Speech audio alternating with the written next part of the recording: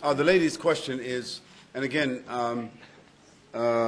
these are social-political sensitivities that are being spoken about here. She says, how should we look at the injustices that are inflicted upon the Palestinians by the Israelis? How should we look at that? It is just as what you said. It's just purely injustice. Now, I don't necessarily take sides in the sense of Israeli-Palestinian because that's nationalistic. I don't take that's not the barometer for me. The barometer for me is a matter of going back to the issue of world justice.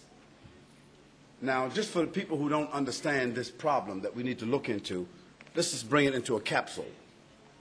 In 1948, the League of Nations gave to the Israeli cabinet, who at that time, the head of the Israeli cabinet was a gentleman who was called the father of Israel. What was his name? No, not Ben-Gurion. Excuse me. No, it wasn't any of those. We'll think of it in a moment. Huh? Herzl, Theodore Herzl. So the League of Nations gave to Theodore Herzl's people, he was the representative at the time, and he was the one that wrote this idea that the Jewish people in diaspora, who were spread all over the world, that according to Scripture, that they were to be given a specific area, and that there's a map of that area that spreads, according to him, that goes all the way from Syria all the way down to Yemen, according to him. Now he said, this is God's land that he gave to the Israeli people back in Scripture. And he believes that the developed nations of the world should use their influence to give that land back to the Israeli people. Now, Lord Balfour, who was from where? England. Lord Balfour wrote on behalf of that idea a declaration, a proclamation, which is called the Balfour Declaration. That's the name of it. That Balfour Declaration was presented to the League of Nations, and it was supported, and the partition of Palestine took place in 1948. Now, I tell you this. Now, the Jews and the Christians and the Muslims had been living in that land since time immemorial, sharing that land. And that land was not called Israel. That land was called Palestine. It's in the Bible. Palestine, it's there, where the prophets were born. And those people were living there with differences, sharing similar culture, similar language, and tolerant to a great degree. But through the Balfour Declaration, the partition of Palestine took place, and partitions that we have seen throughout the world, people who claim to be the peacemakers going in and cutting the land in half and deciding who should be to the north and to the south.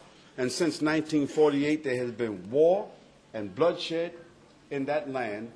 And I say to you today that the Israeli army is the most well-equipped and lethal army in the world today because it has been given that by France, America, Germany, Great Britain. They've been given that on the basis that they have to defend themselves, on the basis that they have the right to preserve what has been given them by God. That is their claim. Now, the human beings of the world need to objectively judge for themselves. The Israelis have never slept since that day. They have not enjoyed what they took.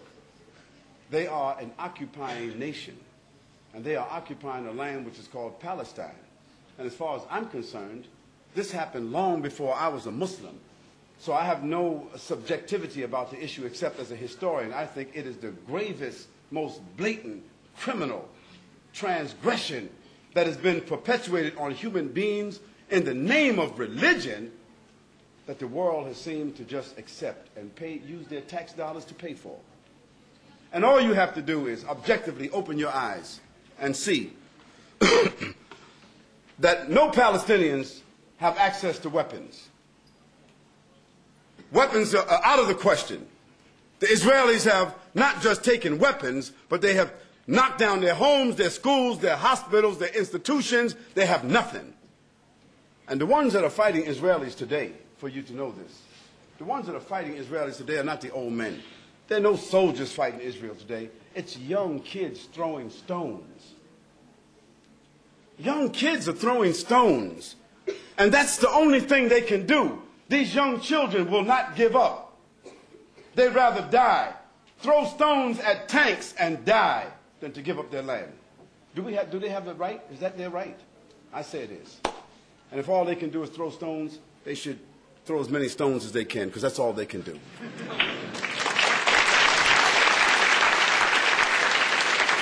I don't say that we should enjoy or justify what's going on. No, we should not enjoy it. But I ask you, if the only thing that you had to represent your dignity and your honor and your land and your birthright against a transgressing occupier, if that's all you could do is throw stones, you have a choice.